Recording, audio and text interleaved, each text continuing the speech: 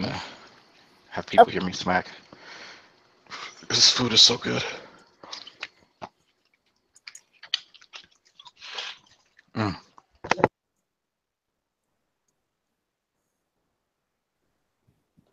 to me whatsoever, right? The minute I said I was going to start the broadcast, all of a sudden Freddie's in my face. Of course. See what's You're happening trying here. to do something. Yeah, that's what everybody heard. Okay, okay, hang on. I'm going to go ahead and right. I'm going to put the link in the live chat just because I'm going to just because I'm feeling Dangerous. like yeah, dangerous. Why not? Whatever. The worst comes to worse, I get, porn bombed or sniped or something like that. I'm not going to worry about it too much. Well, you At least not today. you have cameraman on, so Yeah, I have cameraman you're on, good so to I can go. see who joined. Okay, so sec. Just got a message from someone. Okay, so hang on. So go to your Google. Okay, so let's see. You're live. See if it works. Yes, I know. Sorry, guys. Okay, so what is this all about? What am I doing here? Well, I'm not really. This is nothing terrific or super, fantastic. It's just an idea to have a low key hangout. Talk about movies, television, stuff like that. Stuff we all enjoy. What kind of TV shows do you like? What kind of ones are you watching now? Netflix, Amazon Prime, Hulu, whatever. Comparing them, as a matter of fact, like who here has Netflix and Hulu, but I have Netflix and Amazon Prime. I can talk about that. We can talk about television shows we like, movies we like, what's going on now. Of course, Game of Thrones, we've got to wait like 2 years or something for the next episode, which is annoying. So what kind of shows are you guys watching on Netflix or whatever? Well, I don't have Netflix, but I mean, there's other places you can go if you. Oh yeah, I know what you mean. Yeah, obviously. Yeah. But I mean, so I don't know what shows are on what. If I name some shows out, I can't tell you off the top of my head where they go to go watch. Right? I mean, except for like the other weird sites you can go watch stuff. But yeah, I know. There's been a couple new series that I've been watching that's really good. It's not really new, but I was really getting into Orphan Black recently. Have you seen that one yet? Yeah, I've seen a couple of them. I haven't seen very many, but it seems really cool. What it's about, if I, is there are all these clones, right? Right. Go ahead. Sorry. No, go ahead. Yeah, no, it's basically there's a lot of clones, but they're all figuring out why they're a bunch of clones. Obviously, I don't want to give spoilers and stuff like that, so we're going to try to avoid that. I can tell you the season 5 not as good as the first couple seasons. I can tell you that, not by any means. But it's interesting because the characters that she's able to play each one of these parts and give each character this own little personality, and she plays a lot of parts. That's kind of amazing to me. I mean, she is so good. You have one person. I've seen, one person play, a couple of people or 3 or 4 people, but she's playing a whole lot of people. And it's more than just, sure, they use some, like different hair colors, different hairstyles, different costumes and things like that. But what it really comes down to is, can an actor pull that off? And she really, from what I've seen, and I've only really just started, but from what I've seen, she's really pulling that off. Yeah, because she gives each one their own unique personality and quirks and the whole 9 yards. I mean, a lot of thought went into it. That's for sure. Yeah. Years ago, can't remember who his name is. There was a TV show, there was a movie where his name, but it's like the first Batman, second Batman, whatever. But anyway, where he made all these clones of himself. And that was kind of interesting because some of them were a little off. but that was for humor, you know, and it wasn't played seriously as much, you know, acting ability. But yeah, Orphan Black is just really There's a dark humor in Orphan Black. yeah. Oh yeah, but I mean, it's not played just for jokes. You know, No, yeah. it's definitely not a kid series by any stretch of the imagination, but it is a dark comedy in some ways. Yeah. I've recently been watching. Did anybody here ever see the first series, Top of the Lake? No. Oh, okay. So you guys haven't seen that. It's a really good drama series. It's complex. It's about a woman who's a detective in New Zealand. She's originally from Australia. And there's this mystery that goes on. It's really, really well done. But they recently like drama. If you like really intense, complicated plots, well written, well acted, try Top of the Lake. They're currently doing Top of the Lake called China Girl. It's not as good. It's okay, but it's not as good. But so that's a suggestion I would have.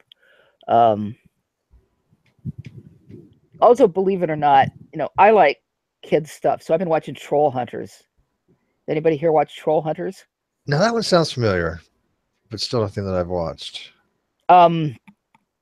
It's an animation, right? And so you've got there's this place called Troll Market. And in Troll Market, that's where all the trolls live. But they're like some bad trolls, and they're kind of in a different place, but they've been locked away. Well, they have this character who's called the Troll Hunter, who has all these magical powers and stuff. And the Troll Hunter, Troll Market against the evil ones. Well, for some reason, this kid, the 15-year-old human kid, is given the amulet thingy that makes him the Troll Hunter. So you've got a human Troll Hunter who is completely ill-equipped for the job. But it's funny. It's you know, it's a kid's show, and there's a romance in it. And you know, it's it's funny. So it's CGI, I take it, right? Yeah, it's animate. Yeah, it's animation. Yeah, and the trolls are pretty cool. They're kind of like all over the place. There's some little funny parts in it too, but that's kind of, you know. So anybody else stuff they like? No, the only animation I'm not a big people you know I'm not a big fan of anime. I know. I'm sorry. I just not to all you anime fans, but I do love Rick and Morty. Mm-hmm. I mean, actually, it was Hogtie that got me kind of into that. I had heard some good things, but he's like, dude, you got to see it. You got to watch it. And I was like, okay, I'll watch it. And I it's brilliant. I mean, in a way, it's creepy. Don't get me wrong. There's some really creepy shit in there, but it's brilliant. It makes you really go, there's a lot of existential stuff going on here. Have you checked it out at all?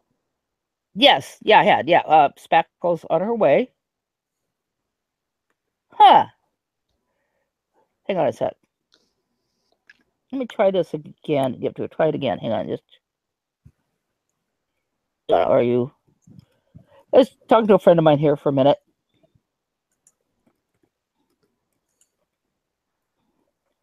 She's having trouble getting here. You'd actually be able to talk to somebody who knows me. She's in. If she gets in. She is in. Huh?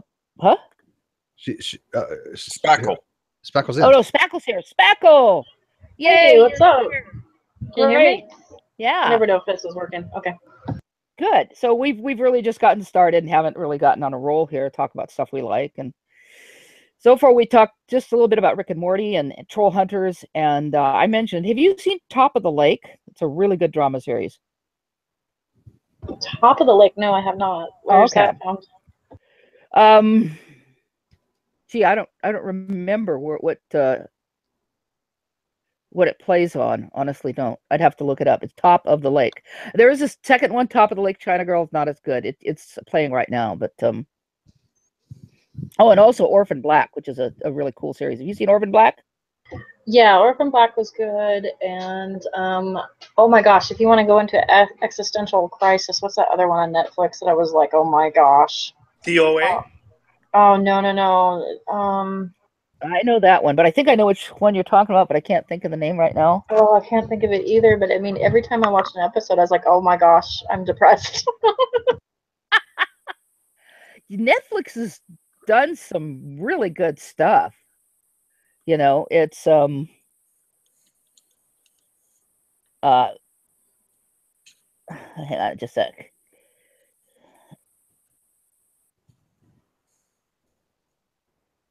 Okay.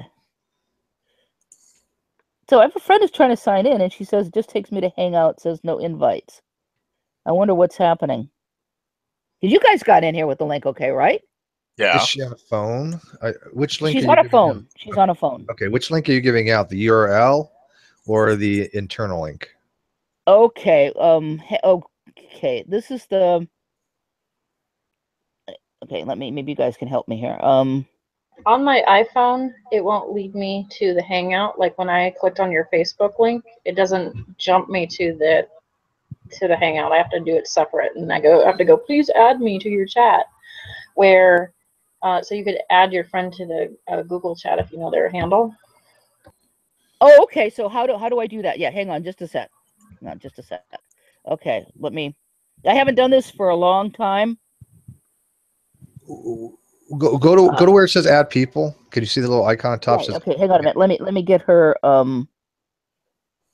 I know her name. Okay, here we go. Let me just copy her name. And let's go to for people who are listening, which is probably nobody. Sorry about that. Okay, so where does it say add people? It's near where you go for your turning off your microphone and your camera. That little panel. Oh, okay, yeah. And then add person. Invite people. There's a link that comes up that says copy paste. Mm-hmm. Give that link out to people. Not the one you get from not the one you get from the bar on the top. Oh. They're two different links. Oh, okay. Hang on just a second. Let me try this again. And the one that just came up, that'll be better for people that have the one on the top link. Okay, because no. Wait, not the URL one. The one that you add people comes up with a white box and there's a link in there. Right. There's copy paste that one. It says send invite as Milagros Feliz, but there's nothing in the box. There's nothing in the middle there that shows a URL. The only thing I see is it says share the permanent link, bookmark, and come back in. Yeah, that's it. Share the okay, that's link. It. Okay, I see. Okay, let me try this one. Okay, hang on a sec. Let me check. Okay. There we go. Maybe that'll work. Okay. So back to stuff. Oh, I was going to bring up Netflix just simply to look at all the stuff that's on there. But how many of you liked Orange is the New Black? Oh, it's one of my favorite shows. Oh, isn't that incredible? Oh my gosh. Every season is good too. It's like every season is good. Don't take this the wrong way, McRae. Please do not take this the wrong way. But you kind of remind me of the Warden just a little bit. I don't know why. I'm so sorry. Don't hit me. Warden was better than the other guy, I guess. No, the Warden was funny, man. He's funny. You know, that series starts off. You don't really like. If I remember, you kind of really don't like the Warden, but after a while, you kind of it's like God. He gets so screwed over, and then he ends up kind of being the hero of the. You end up rooting for him, kind of, you know. Yeah, and I think that series was really well done. I mean, it's engaging. Every episode is entertaining. The acting is superb. I would rate that one if you're going to do like a rating thing. We should have started a rating thing. I would put that one in. It definitely like an A plus. Well, and it has what's really interesting also to me is it has a big cast and yet it pulls it off. There are a lot of shows that have a large cast and they can't pull that off at all because you don't remember who's who or what the relationships are. But they've done this one so well that you do remember the characters. Yeah. Yeah. Yeah, even if they're not in for a few episodes, you remember them. So They're Is it a doing high- a really good job of balancing the comedy with the drama in that show. yeah. Like it's funny and then it's not funny, but like you're like they just do a good job at doing that. What's interesting too is they will create a likability for some characters that maybe you wouldn't have had they had not gone comedic, which is kind of interesting. So is that a highly recommend show? Oh yeah, for me, yeah, definitely. Highly recommend. And you know, some of these people are horrible people, and yet you still find yourself cheering for them. You know. But who's your favorite character? That's got to be asked. Oh God, who's my favorite character? Red. Really? I think Red. Yeah. I would have never guessed that. I just yeah. There's something about Red. Of course, I've always liked you know, like the actress Kate Mulgrew. I always liked the actress, but Sure. but she's sort of the backbone. She wasn't in this last one, kind of as well. You know, they had that underground. That was hysterical. The secret room, you know, by the old pool. But she's kind of the backbone of a lot of it, you know. Well, she's the mother figure, right? Yeah, yeah, she's the mother figure, and you know, I think she's oh, okay. So my friend's going to change over to her tablet. It's just her phone isn't working. Yeah, she's the mother figure, you know, and she looks after everybody. What's also interesting is they haven't told us the backstory of everybody yet. Well, You there's know. so many characters. I know, but and in some cases we've gotten part of the backstory, but not the whole backstory. So it's like you're kind of wondering, okay, person in here, why is that person in here? You know? Because, oh,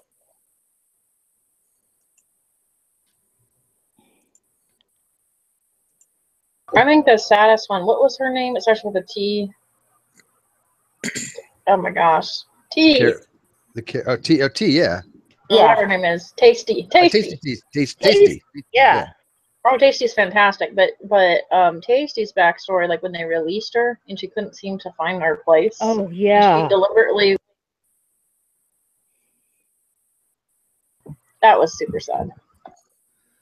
See, I couldn't narrow it down to one. There's a couple of different ones I just for different reasons, right? Because there's such a big cast. I love the one that plays Lorna, the crazy. Oh yeah. You know, he loves me and just psychotic, but she's hilarious, freaking hilarious. And that, you like you see what I'm saying? She's crazy, but you just feel for her, right? I know, and the thing is, it's like in the prison, she's almost normal. Outside world, she's totally crazy. Yeah, she's a lot more sane in the prison. That is weird. What kind of grounds her, I guess. Yeah, there are people who do better in a really controlled situation like that, and I think that's why, you know, she's, you know, she can have her fantasy in prison without hurting anybody. You know, she's not going to show up at somebody's house in the middle of the night. She's not going to break in and take a bath. She's not going to, you know, do all the obsessive, scary stalker stuff. She can't. She's locked up, but she can still have her fantasy. You know? I told you before my other favorite one, because I've liked her since I was a kid. Just thought she was a great actress. Do you remember who that one was? She was in But I'm a Cheerleader. Yes. Oh my God, I love her. And she is. Leone. Yeah. I think she's fantastic. I loved her in that and in several other things. I think she's just a great actress, and she's fantastic in this. And she's so in love with the crazy one. It's just, you feel so sorry for her because it's not going to do you any good, you know. I mean, she plays that part so well, though. She's brilliant, you know, and the struggle she's had with drugs, which is based on her real life. Yeah, it is, you know. Yeah, she's the most like real kind of out of them. I feel like, you know, like somebody that you maybe would sit across if you had a meeting with somebody in prison, you know. Yeah. You Yeah. got to wonder if she kind of plays herself or how she used to be, right? Yeah, you do have to wonder that. That's really interesting. But Yeah. it's funny that because she wasn't in much for a while, and then I saw her in Orange is the New Black, and I'm like, I love her. I've known who she was for decades, and it was just nice to see her start acting again. Because she kind of vanished there for a while. Yeah. But she was one of the only main reasons why I when I found out she was on the show, kind of watched the show when I realized it's a good show. Mm-hmm. Mm-hmm. And even though, like, the main character is Piper, technically, everybody else is just as important. I'm All kind these of other weird. people. I'm kind of weird. I don't like Piper. Yeah, I You was don't thinking like the same Piper, thing. yeah. She's not my favorite by any means. No. Oh no, she's not my favorite either, but I enjoy seeing things from her point of view. She's kind of a bitch, what do I mean? Kind of. She is a bitch. The only thing I find about her, I mean, I like as an actress, right? Piper, what is her name? Taylor Schilling. Yeah. I like the fact that, again, no spoilers, but you see her character development go from this little mousy, weak, housemaid kind of person to, I'm a badass, don't fuck with me kind of thing. And that transformation I thought was brilliantly done. Yeah, I agree. But it also kind of shows what prison does to people. It's you survive or hey. Well, she had to be to survive, right? Yeah, you have to be tough to survive. Hey, Fizz, how's it going? Hey, what's up? I've been hanging. Talk to you. Hey. Good to So see we're everybody. we're talking about Orange is the New Black right now. Have you seen that? No, I haven't actually watched that. Ah, I heard it's good. It really good. yeah, it is. It is. It's very, very complex. The background, Fizz? You know what it's about? I know it's about women in prison, I think, right? Yeah. Yeah. I think I know the basics, but I know it's a comedy, kind of, sort of. Yeah. But I don't know any of the details or characters or anything. It's what's known as a dramedy. Yeah, Right. it's a dark comedy in a way. Yeah. Yeah, it's not like entirely pleasant stuff happening, Yeah, kind of like Game of Thrones on a less serious level. So okay, guys, can I ask you a question? If I send an invite to someone, do I need to put the plus in front of it? If you no, you mean from the internal? Yeah. No, just put their name and it should come up. Okay. Oops, that didn't work.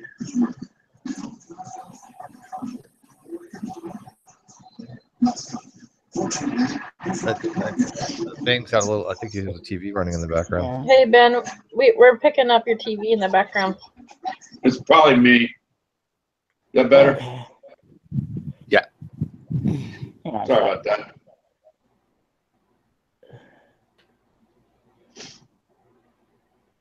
While you're doing that, the other two characters I wanted to throw out that I like, I like Alex, Laura Prepton. I think she did a good job. And one of the supporting ones that's very, very underrated was Tyra Manning, who's related to the football. What's his name? I don't know anything about football. Who's a football fan? What's his name? Manning. One of the Mannings. One of the Manning. Yeah, Peyton Manning. Yeah, one of the Mannings is too, right? Yeah, Well, she's actually Peyton, Eli, and I forget the other brother's name, but those two are the famous ones, Peyton and Eli. Yeah, Peyton and Eli. She's their cousin. Mm-hmm. Oh, okay. And she just does an amazing part. I mean, for a small, insubstantial role, I think she really stands out. I know a girl in Mississippi who's a distant relative of the Mannings. I think that's where she's from because she's got a really, really thick accent. Well, the Mannings are from Peyton's family. They were born in New Orleans because that's where their dad played football. So that's where they grew up. But I think their dad, what the hell's his name? I can't remember his name now. Archie Manning, went to Ole Miss. So he was probably from Mississippi. And Peyton went to Tennessee, and Eli went to Ole Miss. Okay. Hang on. Oops. Yeah. Okay, let me try this. Yeah, it's I don't think my friend has ever been in a hangout before, so we're gonna try this. Here we go. Let's try this. I'll tell her I said it. We'll see what happens. I've known Diane for about 20 years, so if she comes in, you should apologize to her in advance. So everything we ever want to know about you, we'll ask her. Yeah, I know. Right.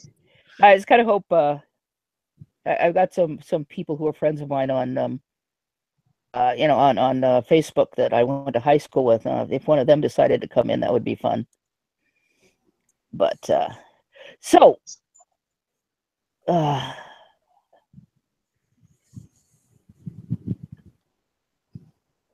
there we go. Yeah, sorry for the okay, what do we got? Diane! You gotta unmute yourself. And you're on camera, just so you know. Yeah, you are on camera. Is that cool? Can you hear us? If you can hear us, we can't hear you. There's a microphone symbol at the top. Click it. Get Katie.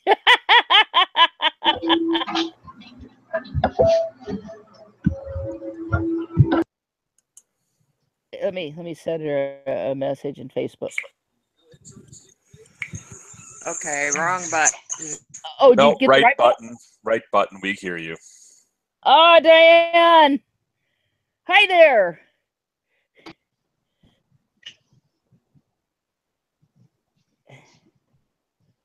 Oh, you're muted again. Is that on purpose?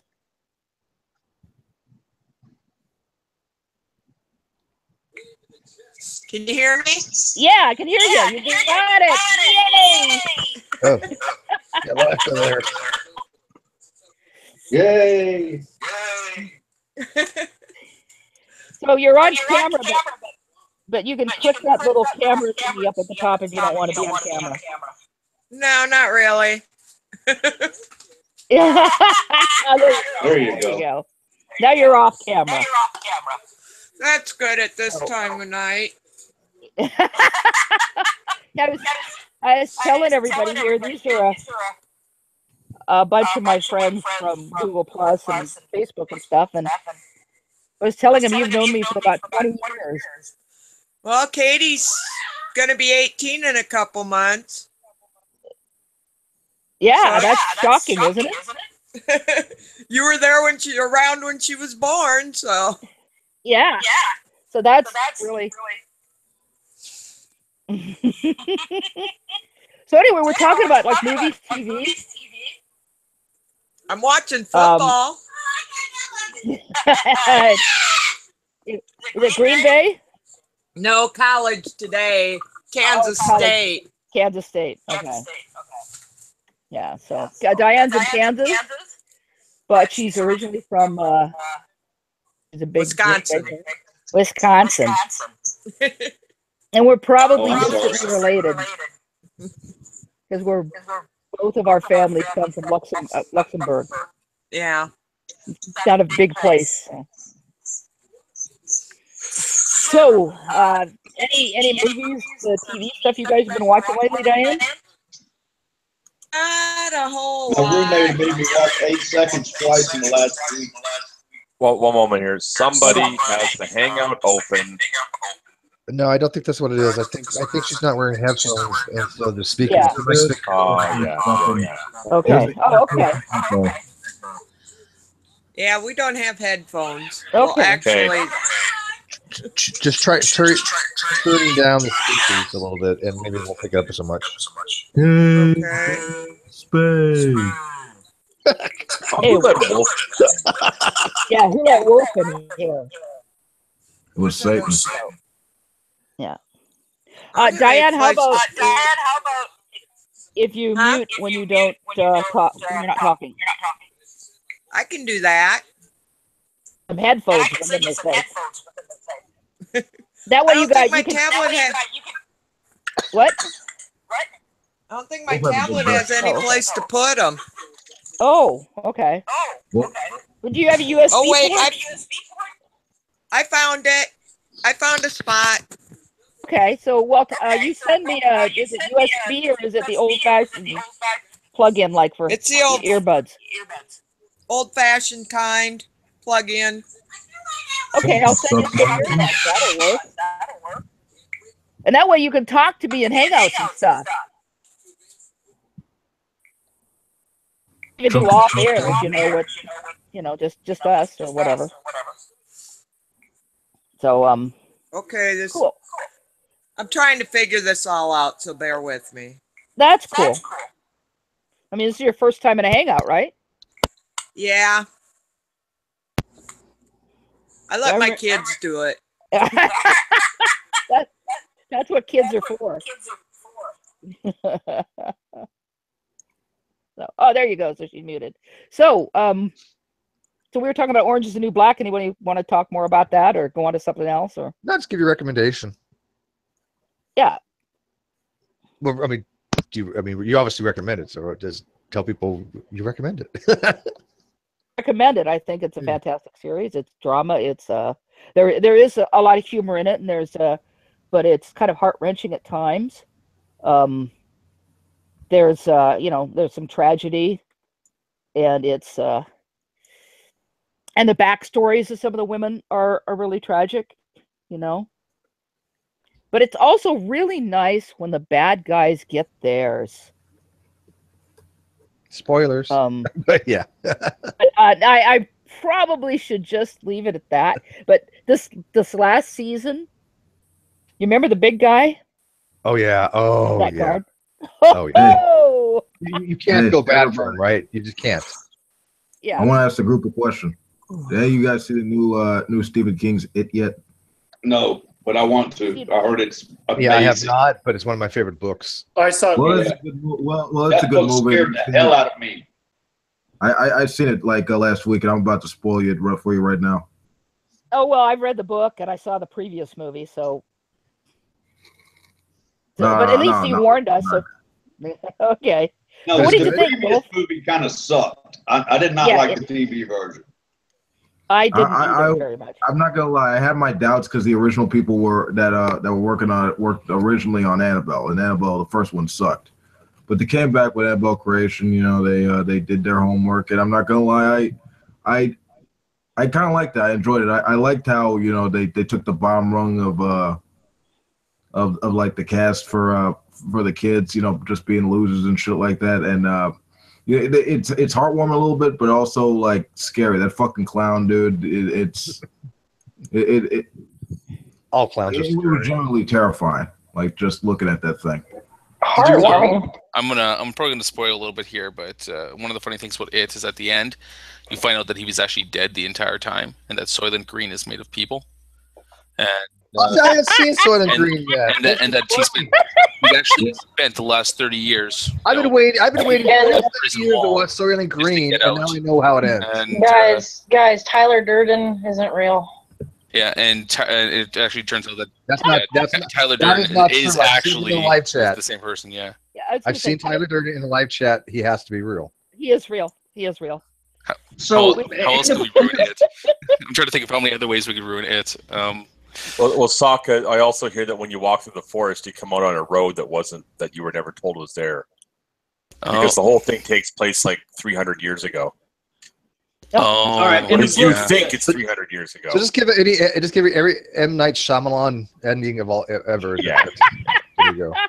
Like what the all fuck? right, I got a question. What I got a is- question about it. And then at the end of the movie, when it is on the beach there, and he comes across the Statue of Liberty, he finds out that he was on Earth the entire time. Oh, when he was running down the beach in the swimsuit, in slow motion, that was Yeah. awesome. Yeah. Well, when Anybody you hear first- me? Hello. Well, yeah, I can hear you. Okay. In the book, did Derry not blow up at the end of the book? Did it? Isn't that how they end the book? God, it's been a long time since I've read the book. I remember the ending as far. I mean, can we? I don't know who hasn't seen the. I know the ending. Seems to me like at the end of that book, Derry literally blew up from underground. You know what? I think that's what they destroyed the spider that way, right? Yeah. Yeah. I think that's right. I think one of the the TV movie never even came close to that, and that's what pissed me off because the ending of that book made the whole deal. It made you feel justified for getting the shit scared out of you. I think one of the problems is that Stephen King is I think he's almost on equal ground with Michael Crichton for movies that completely destroy the books, where they because like in my mind I know how Congo ends, I know how The Sphere ends, I know how Jurassic Park ends, and then I also have the movies in my mind somewhere too, and somewhere along the line they get twisted, and it's really hard sometimes to separate the different stories because they're completely different. Right. So I thought, have you seen Eaters of the Dead? Yeah. Have you read that one? Yeah, Eaters of the Dead, or the terrible adaptation there, the 13th Warrior. Yes, the 13th Warrior. Yeah. That's another one. They got a new King movie coming too, Gerald's Game. That's going to be fun. See, I read a lot of Stephen King's book. I haven't read that one yet, but like there was one movie that I gotta admit they stayed very faithful to the book, and that was Desolation. I haven't seen that one. I thought they did. The Stand, they stayed pretty close. It was too. really, I mean, scary because I had read the book. I just actually read the book not too long before I watched the movie, and I was like, the way the movie was done, that's how I pictured the book in my head, almost identical. I seem to recall Pet Sematary was pretty good too, even right up to the ambiguous ending. Yeah, it's been a long time, but I think you're right there. Pet Sematary. Didn't they make a ridiculous Pet Sematary 2 or something like that? Yeah, they did. Yeah. Oh. I mean, I'll give you that Pet Sematary for being one of the most cliche like horror tropes of all time. The bury the dead in the Indian burial ground. Like that idea. Like for as terrible and like generic as a concept as that is, I thought that Pet Sematary is actually a decent movie. But I think that when it comes to like movie adaptations of Stephen King, I think that the only two that I've really enjoyed were The Green Mile, which is okay because it's not a horror, and Needful Things, which I think was a TV special. Yeah. Needful Things. No, Needful Things was directly in the theater. I remember. It was in the theater? Yeah, I remember watching. It's Max von Sydow as the devil, and the music went dun dun dun dun dun dun dun dun dun dun dun. I remember watching The Hall of the Mountain King. I remember there's one of the few like clips from way back in the 90s that I remember that trailer, and I also remember the trailer of Hook, because they were just so stunning at the time. For whatever reason, they really were impactful trailers. You know what? And I mean, back in the day, you got to think too. Like, well, not even back in the day, but like all through like the 90s at least, and maybe even a little bit into the early 2000s, is that every single trailer was the same. It was like the trailer voice guy. Like the in a time when like in a world plunged into darkness. There came a hero. Will rise. What did you read the book Needful Things though? I mean, yeah, I read Needful Things, and because I love the book. Yeah, it was about the vampire in the antique shop. Or the thrift store. A vampire. Satan. I just say Satan. He was literally, he was like he was a variation of Satan kind of thing. So a little side note, Max von Sydow has great range, because you might remember him in The Exorcist and in Needful Things, but he also played Jesus Christ. So there you go. Really? That's range. To play the devil and Jesus. Another King movie they did right was Misery. They did that one. I don't know. Okay, you know what Stephen King movie made me sick to my stomach, but it was good. Because it's psychological, is Apt Pupil. What? Apt Pupil. It's a short story by Stephen King And it's about a boy who obsesses about Nazis and the Holocaust and gets to know his neighbor who happens to be a war criminal, and he sort of degrades into this evil thing. I did read that story. Yeah, actually, I did read that one. That's freaking creepy. It's still horror, but it's like almost like horror light. It's not ridiculous like Thinner, but it's but it's like really creepy because it seems more realistic. Yeah.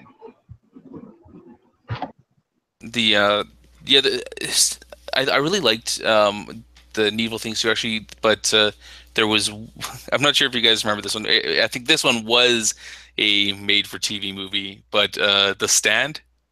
You guys Oh yeah, oh Yeah. that was It was a, made yeah, for that was a TV. series. That was a mini series. Yeah, that was a little mini series there. Yeah. That was good. Yeah, yeah. They it was. did that. They did that pretty well. They Yeah, did. they did. Well, I wouldn't say. I mean, it's really camp now when you watch it. Yeah, yeah. But It's overacted a little time. bit. yeah, Right? but back then it was actually really good. And fuck, like I mean, there's so many.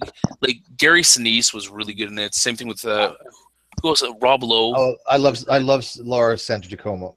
Laura Santagiacomo yeah. is one of my favorite actresses. She was just so maniacal in that movie. And who played the walking dude?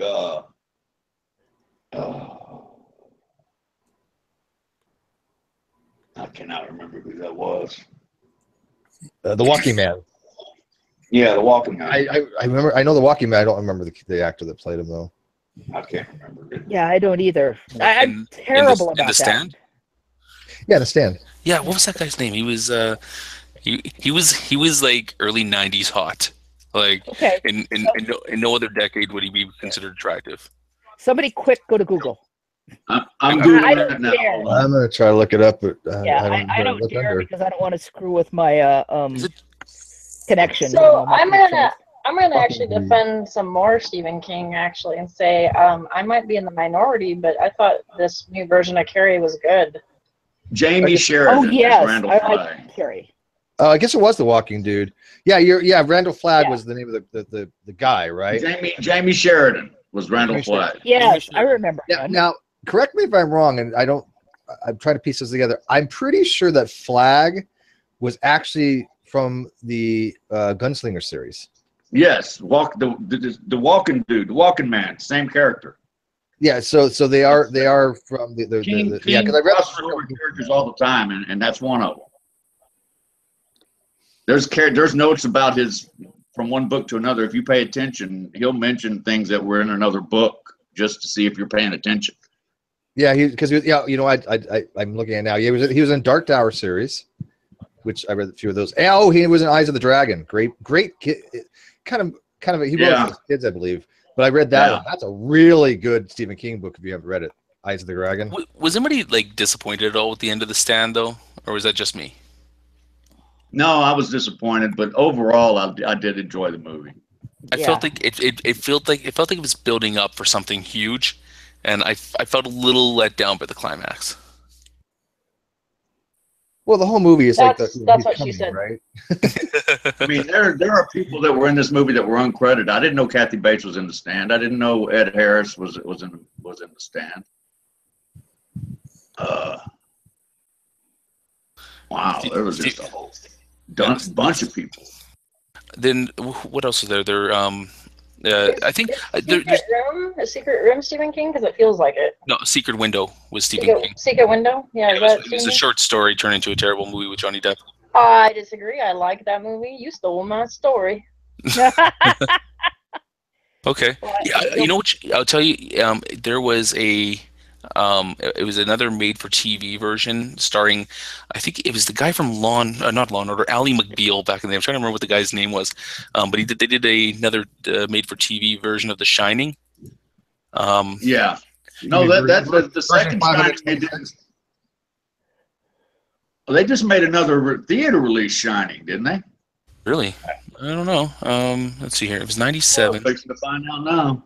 So you mentioned that you like The Green Mile. I did like The Green And Mile. Green Mile's a I great would- movie. I would argue, if you want just for critical, points being a stickler on movies, I would argue that it's not just The Green Mile. I'd say that Shawshank Redemption is pretty fantastic. Shawshank that's Redemption. the best one of all of them. I The know, but- movie is the best one of all of them. Like, Stand by honestly, Me? Stand by Me, Stephen King. That's fantastic. Here. I'll tell you my problem with Shawshank Redemption. Okay, is that it's overdone. Like, I can't turn on my TV without coming across Shawshank Redemption somewhere. But that's like Ferris Bueller's Day Off, right? It's but it's so and Tombstone. But I'll watch them all Yeah. every time they come on. I don't care. Yeah, and I think that the other thing with it now is that it's like because I've seen it so many times, like against my will, that I find it too like I don't know how to explain it to the character. I wouldn't say that the main character is a what's the term? A Maggie Sue? No, that's not it. Is that it? I can't. The main character's introverted, which is I kind of like. He breaks apart from most characters now. Most overrepresented personalities in movies, especially American movies, are extroverted people that behave a lot like, if you were in the Myers-Briggs category, ENFPs, which is not a very common personality type. And so, like, the introverts require, honestly, better writing. I think maybe one of the things that I think I read Shawshank Redemption after I saw the movie, and I think that there was a certain amount of kind of like ambiguousness between whether or not he actually committed the crime or not inside the book that wasn't translated well into the series, I felt. Hello. How we doing? It's like here's a good example. I mean, sometimes sorry, 1 second.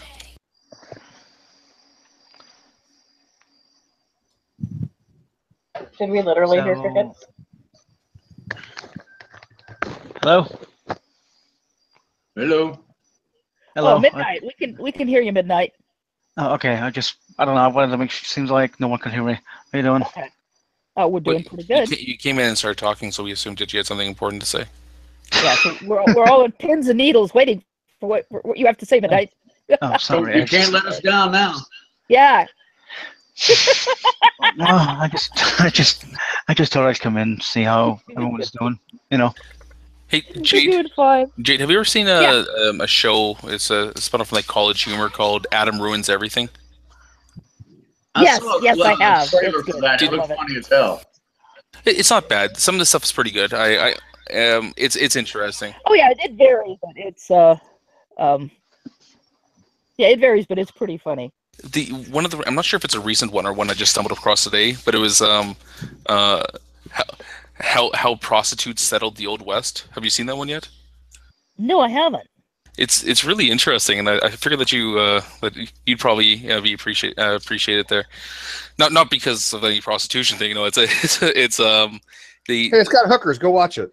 The way they, because Adam's coming out there and he's talking about, you know, because they start off with the kind of like the typical idea of like, you know, the manly man went off and it wasn't for them going off and settling these areas, you know, that the West never would have developed or whatever. But then he brought in about how, you know, he showed how the economic success of the West was in direct proportion to the women that went out there in support of the men that were in the working camps, essentially, that were out there. That they generally grew wealthier than the men, that they were the ones that established like a lot of the communities and a lot of the towns within those areas, even to the point that they were.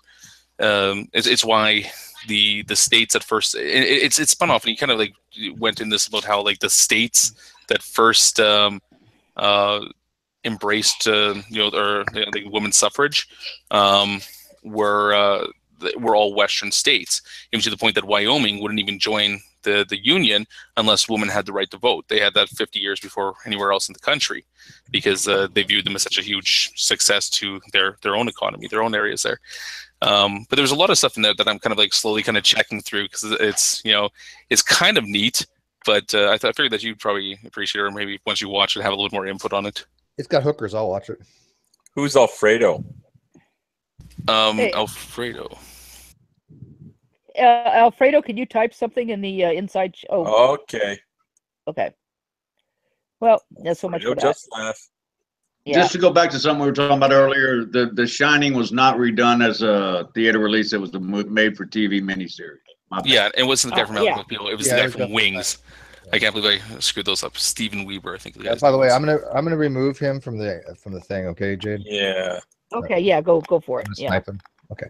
But So, I got to snipe. Yes, Steve, officially a sniper. one of the cool things about the made for TV special that they did is that they delved into a little bit of the history there that was kind of left as clues in the Stanley Kubrick version, like the entire subplot between the the gay Russian mobster, was you see clips of them within the Stanley Kubrick version of it, and for anyone that's the guy in the bear suit or the dog mask blowing the other dude on the bed, and you kind of see clips of it.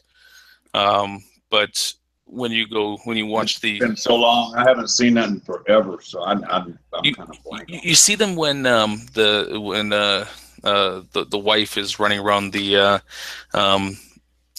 hotel there, and like near the end when like all the ghosts are really kind of picking up, and she's peeking into rooms and she's seeing all these little things, but they talk about them in a little more detail in the book, and then they actually go into a little bit more story of them as well. That's lost in that version, but they bring it back during the miniseries. And the other thing that they bring into the miniseries that was a little bit more traditional to the book was that there was never a garden maze in the book. It was hedge animals, and the garden maze was something that was added by Stanley Kubrick. yeah. Well, that was because they said at the time they couldn't figure out how to do the garden maze properly. I mean, they couldn't figure out how to do the animals properly, the topiary. Yep. Yeah, exactly. Or boundless. It would look bad. Like it would have been bad CG graphics or something. Yeah, they didn't want to do that. Not CG, claymation probably. Yeah. But I love the movie, but I had read the book. I read the book a couple of times, and I was disappointed by some stuff. But Jack Nicholson was great. Oh, he was. Yeah, he was definitely great in the movie. Jack Torrance, that was the character's name, and the wife was Wendy. Wendy Torrance? Was it Wendy? I can't remember. I can't remember. Shelley Duvall, who played his wife. Yeah, I'm trying to remember what her. Shelley Duvall was in the original. Rebecca De Mornay was Wendy Torrance in the TV miniseries. Okay. Oh yeah. Rebecca De Mornay. Oh, she's awesome. Oh yeah. That's Wally George's daughter, right? Have you, Jade? Have you read Dr. Sleep yet, though? No, I haven't. It's I'm going for smoke. I'll be right back. It's not bad. I mean, like it's always neat when an author comes back later and writes essentially an extended epilogue of one of his original books. So, after the events that happened at The Shining, whatever happened to the characters, you get kind of like a quick little brief one of them living down in Florida with the other caretaker dude who lives in the books but dies in the movie. Right. And then in Dr. Sleep, it kind of goes on, and you have the kid there. I can't remember what his name was. Working in a bunch of different hospices, and then being called back to the Overlook, like later in life. It was neat, but it was a sequel that didn't need to be made. I think that in my mind, I probably could have come up with a lot better endings of where it went, and not in that direction. Now I have to admit that I also enjoyed Christine. That's the car one, right? Yes. Yeah, that I don't think I've read the book on that one. I think I've only seen the movie. That car was mentioned in a few of his books, actually. Yeah, I've read the book. I read the book before. I think I've read all of Stephen King's books before the movies came out. But frankly, I just love the car. Have you guys read It? Stephen King's It? We've already been there. Oh, yes. All right. No, that's okay. If you have something you want to say about it, that's cool. Well, no, I mean, I just found the book really, it was interesting. It was messed up, scary. The movie when I was younger, but now not so much. The old one. I still have to watch the new one. Yeah, it took me a while to get through it. But I mean, it's a big book, but I couldn't put it down. I mean, I tried to read big parts at a time because it was a fascinating book, very in depth. One of the problems too is that the guy, because I've been reading, like I'm trying to think. Jurassic Park came out, was originally released when the movie. Oh, I don't remember.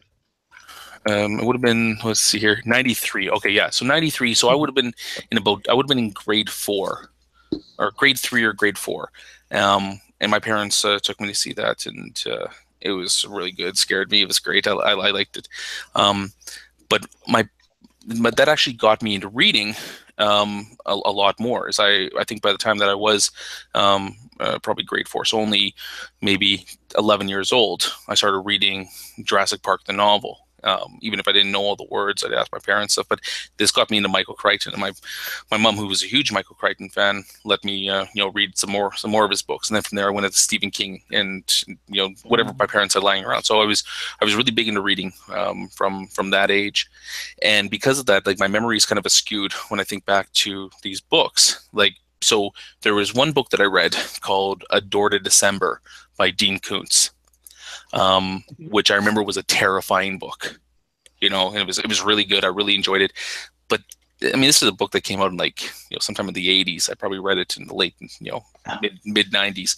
I don't know if it would still be as scary nowadays, but in my mind, I like to think back on it as how good of a book it was. I don't think I'd ever read it again because I feel like that memory would be ruined.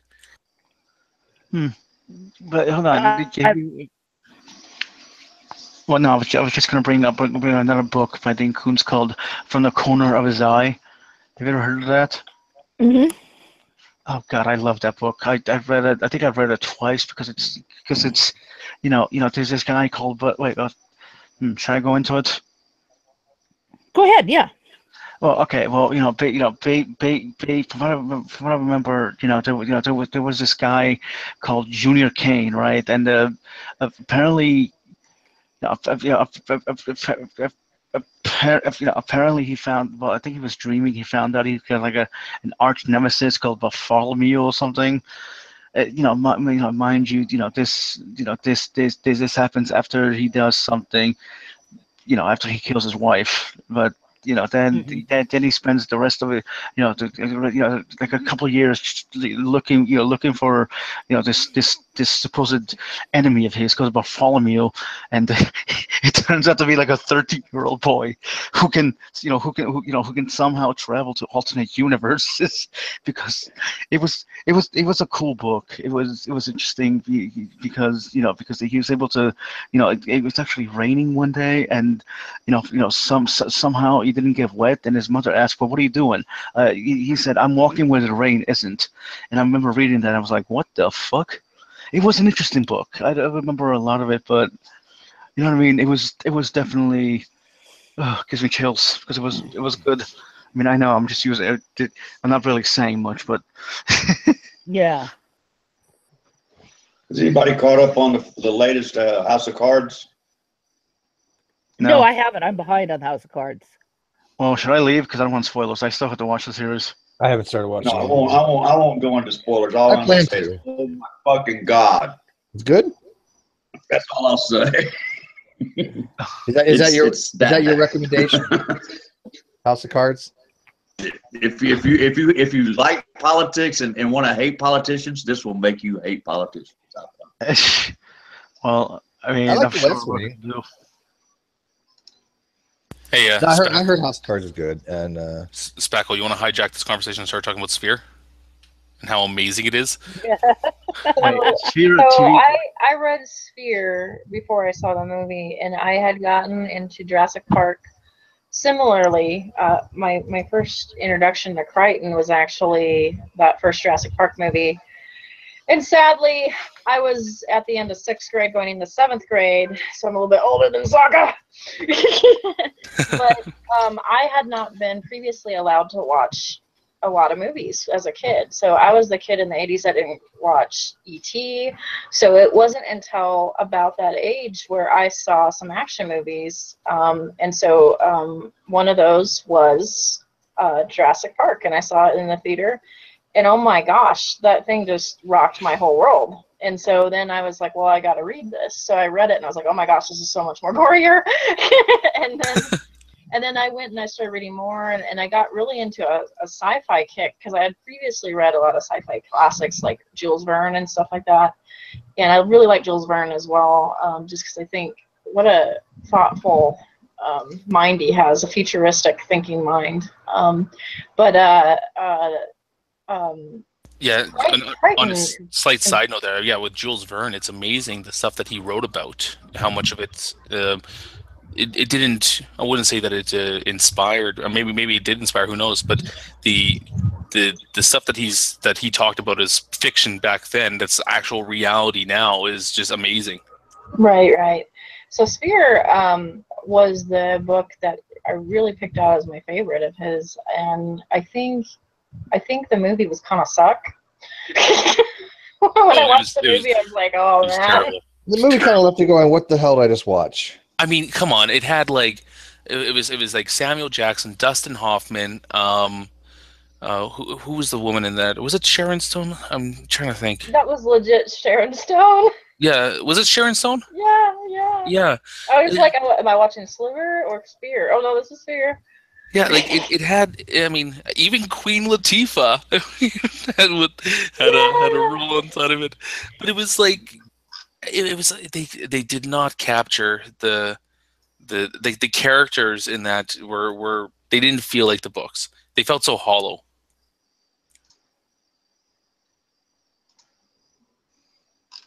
I just feel like there's so many things you could do and kind of spark about self and who you are, and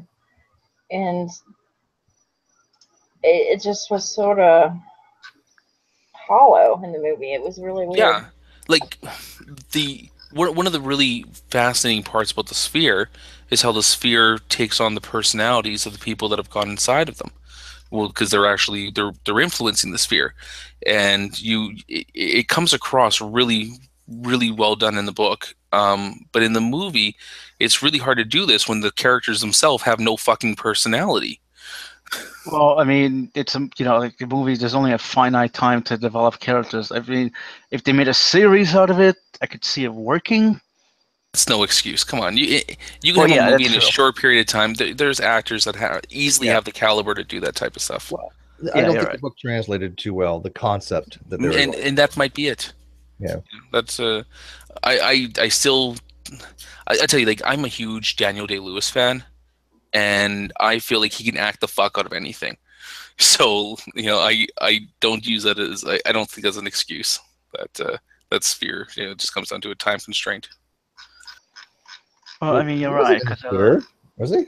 No, he wasn't. But if he was, he would have fucking knocked it out of the park. Yeah, but he's not really a character actor. I mean, he has like one typecast. He what? He doesn't have that much range. Come on. He's in one movie. He's in all of them. He's like Gene Hackman. You've seen one. You've seen them all. No. Yes. Okay, see, I'll tell you. You want to talk about one-dimensional typecast characters? Not a bad thing. Like Denzel Washington. Denzel Washington is the same character in every single fucking movie out there. Okay, when you want to talk about like typecast actors, that's who you talk about. But if you want to take like like a guy like Daniel Day-Lewis and fucking shove him down into like Denzel Washington territory, I mean, this is the guy that like Daniel Day-Lewis played like the last of the Mohicans. Like that was amazing. Gangs of New York, man, come on. Yeah, I remember Gangs of New York. Like, no, he's a brilliant actor. Don't get me wrong. It's just Gangs of New York was badass. Yeah, no, that was a good movie. Lincoln. Like, I didn't see Lincoln. You didn't see Lincoln? It was dry, but it was really well done. Yeah. What else was he in? Oh man. He was shit. What else? The Boxer. He was really good in that. What else was he in?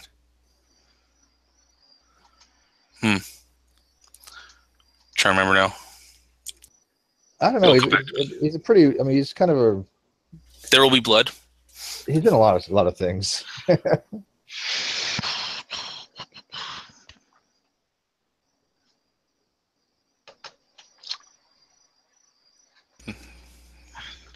You know, you switched up a little bit because I wanted to mention it, but you didn't get a chance. You were talking about a while back Michael Crichton, and then you started talking about westerns, and the only thing that came to my mind was the newer version of Westworld. Have you seen that? I've seen that. Don't tell me you didn't like it because that's so good. Oh, you're talking about prostitutes too. So it's like Michael Crichton, prostitutes, West. You know, like hold on, let me find it here. 1 second. Yeah, I'm really enjoying the new one. I haven't gotten too far into it, but yeah. It's so good. Oh, okay, no spoilers. Good. It's like one of those things we have to wait like 2 years. Well, it's only gonna be like a little while longer now, but there's a long period of time between Westworld 1 and Westworld 2. It's a long period of time. But I no spoilers, but I'll tell you, it's one of the very few seasons or series that like the final series finale brought everything together. It made sense. It was that good. I don't like them. I don't like when things don't make sense, so they just at the very end just say, "Oh, you know what? We're not going to explain anything to you. We just throw everything up in the air and just see what sticks." No, they did a really good job at bringing it all together. Yeah, the original. Yeah, that's what Yul Brenner. Yeah, yeah, is the original one. Brolin. Yeah. Also, it's one of there was never a book for Westworld. You know, there was just one he just made the screenplay for. I remember watching the original, but I was a kid. I mean, that was a long time ago when I saw that because that came out in the early 70s, which I'm from. So, yeah. I love if you want to like. I think the Westworld's one of those movies that's great for completely we're talking about like Jules Verne earlier. How, you know, it's really hard to believe if you read a lot of stuff by Verne that these things are some of the stuff that he talked about weren't even concepts yet. You know, nobody had really thought about them. And then you take a look at like you know how they've kind of translated into into modern time there. But I'll tell you, television in the 70s was not like that. Their idea of what futuristic technology would be is fucking hilarious. That's why it's great. And Westworld is amazing for that because it's just like you want technology. Like if you want to show that something is futuristic, you put as many lights on it as possible and have it blink in random patterns. And have like a lot of moving parts. It's got to have moving parts. Yeah. But yeah, no, I agree that their futuristic concepts didn't really transpire very well, but I think that's what makes retro worth watching. And I'll watch Westworld again. I've been meaning to because I haven't seen it. I do want to watch it again. But looking back at it, be like, this is kind of cheesy, but good. Yeah, it was kind of cheesy, even the first time around. But I never saw the original, but I've seen the new trailer, and I want to see the new one. Oh, it's good. The new series? It's series, yeah, not a movie. It's a series. Oh, it's beyond good. It's amazingly good. I mean, definitely watch it. What series is it again? Westworld? Westworld, yeah. Westworld, yeah. Okay, just making sure. There are a lot of ethical concerns that brings up, that series brings up. I mean, that the original didn't so much, but this one, I mean, these are people. Maybe they're robots or whatever you want to call them, androids, robots. But they're so real. They are literally an artificial life. So, are these people justified in letting them be murdered, raped? What is the moral consequence here? It's one thing. And you see the people who go to Westworld, the guests, right? The guests. And some of them are like, oh, yeah, I'll just, kill this guy because you can do it. Or I'll just rape this person because I can do it. And it's like but they're not real. They look real. They act real. They have memories to a certain extent. They're wiped clean later, but wow, what is the morality of this situation? I think about that every single time I it's have great no series. morality. Yeah. But I tell you though, I think the moral code thing is, look at the default for me is assuming these are moral agents, that these are autonomous agents. These are actual people, and even if they're not, I think morality wise, they should be treated as such. I disagree. Well, you suck. I do too. Well, do you think that they're artificial life forms? No. But I don't. That's what they are, though. No, they're not. At what point does something become real? I mean, like oh no, we're not going to get into philosophy. No, we're not going to get into philosophy. We're going to avoid that. But I think that we can stage that for another time. We can table that. Yeah. Yeah, I think that it depends on what the incentive of the designer is. I think that's a huge part of it there. I think if you want to see like when you dive into something like have you seen Ex Machina yet? Yes, Ex Machina. Ex Machina, or sorry. I think that's a good movie that approaches the question of AI in a different way, because the guy created sex slaves, essentially. He tried to make them as human as possible and then enslave them. That's what he did.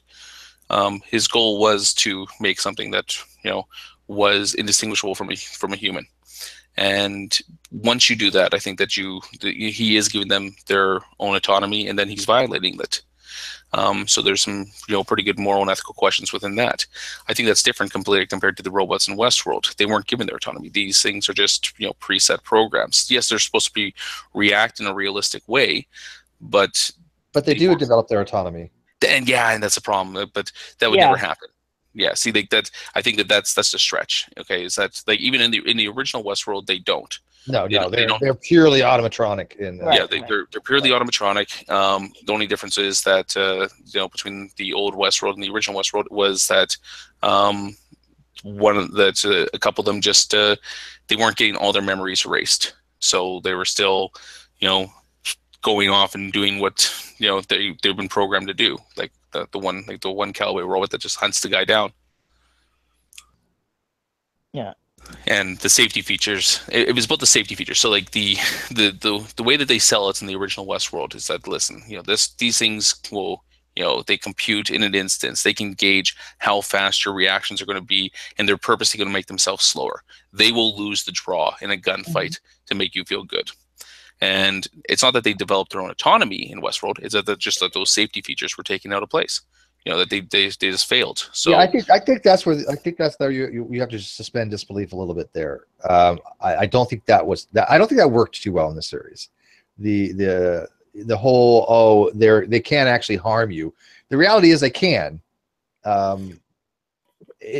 Accidents do happen. So I don't think you can ever really get away from the whole they're completely innocuous, they can't do any harm to you. They absolutely can. As you said, they pull back, there's a threshold, but even then the damage can be done. The guests do get injured, right? Yes. So, yeah. Yeah, and I think it's the interesting thing there, but I think it's a little bit different than the Westworld, like the newer series there, where they try to make them as realistic as possible and then accidentally gave them autonomy. Like that just seems like weird. Well, I don't think it's accidental.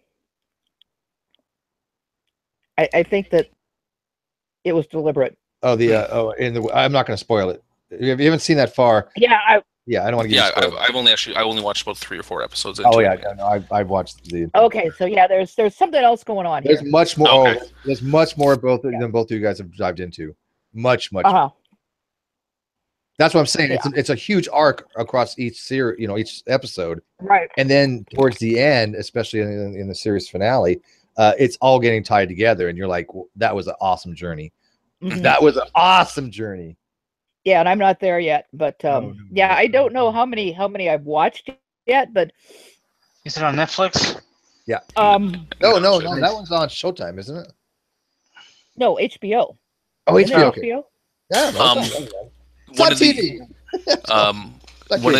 one of the other cool things about the original Westworld is it has James Brolin in it. Oh yeah. And Oh yeah. and James Brolin is I really like him. And is who he has another kid who's an actor. Everybody's seen him, but nobody can remember his name. It's Josh Brolin. Oh yeah, Josh Brolin. Yeah. And people are just like, oh, who's Josh Brolin? And if you see a picture of Josh Brolin, be like, oh, that guy. Barbara Streisand for a while. No, he still is, isn't he? Yeah, Barbara Streisand and James Brolin, their kid is Josh Brolin. Yeah. Yeah. She was more famous than he is. Oh yeah, she was much more famous than James Brolin ever was. Yeah. Oh yeah. But their relationship seems to be working, which is cool. You know, she's had some bad relationships, so you know, it's nice to see someone happy. As far as we know. Are they still together? Yeah. Really? Yeah, they're still together. I know. Shock, isn't it? I really like Josh Brolin in W, the George W. Bush movie. Oh yes. Oh God. Yeah. Yes. Yeah. That was great. Oh shoot! I want to. I don't want to like keep on like steering conversations in the different directions, but like this is. But you're gonna do it anyway. I'm gonna do it anyway. Well, this is a free form. People that are kind of appreciative of the 1980s like Stephen King movies and like that type of genre there. Did you guys watch Stranger Things? That series there on Netflix? I have not yet, yeah. so I don't want spoilers. You know what? I haven't finished it, and there's a reason for that. I do this sometimes. It's kind of a weird thing. I'll get almost up to the end of a series, you know, like up to the last 2 or 3, and then I just wait for a while. I don't know why I do it, but I do. It's like I did the same thing with the Santa Clarita Diet. You know, Is that waited good? I had it on my list for a while. I never watched it. It's funny. Oh, I might have to add it back up to it then. It's funny. Check it out. And there's undoubtedly going to be a a second season. I thought it was really funny. I mean, if you can imagine that your partner suddenly becomes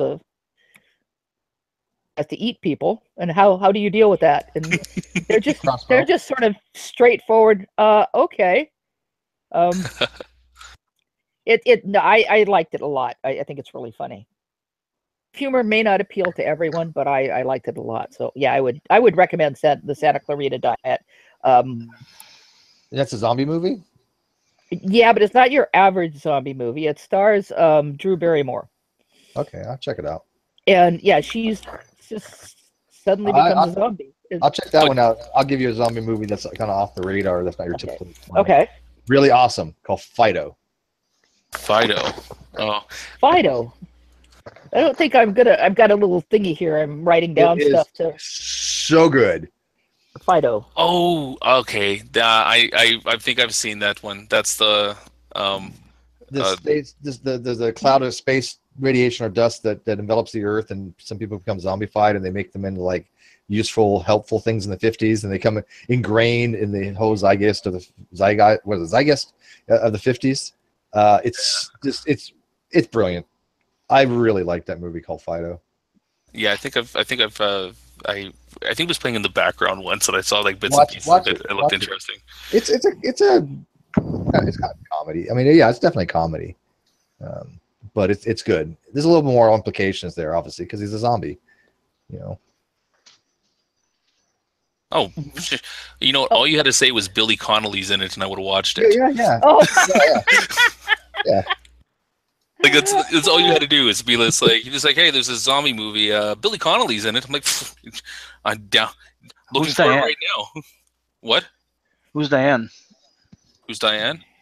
I don't know. Well, I'm Billy Connolly. Oh, that's my friend. I'm Billy Connolly. You know that, right? Yeah, I've seen your Billy Connolly exactly. look kind of sport right now. Me and Billy, we're like twins, except I got a longer goatee. Yeah. And my hair's longer than him. Oh, while we're at it, because I just forgot the name of it. What was the movie with the rabbit of Saint Bernard? Cujo. Cujo. Oh, thank you, Cujo. Yeah. Are we playing the trivia thing now? We going in trivia mode? No, I Okay, couldn't speed remember round. it. No, you just said Fido, and my mind immediately went to dog, and we're talking about Stephen King earlier, and I was like, what the heck's the name of that?